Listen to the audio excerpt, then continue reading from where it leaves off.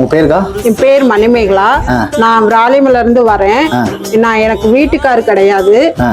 எனக்கு ஒரு பையன் இருக்கான், பொண்ணு ஒண்ணு இருக்கு. கால் என்னாச்சு உங்களுக்கு? கால் வந்து போலியோ அட்டாக் பாதிச்சிருக்கு. அது சாப்பாடு கூட வழி இல்லாம, அந்த பரிச்சட்டை வாங்க கூட என்கிட்ட காசு இல்லாம, பேகு, ஸ்கூல் ட்ரெஸ், பேண்ட் கூட கிழிஞ்ச பேண்ட் தான் போட்டுட்டு போறேன். கவலைப்படாதீங்க, எனக்கு நீங்க சொல்றதே வந்து குழந்தை பேசுற மாதிரி தான் நீங்களே பேசுறீங்க.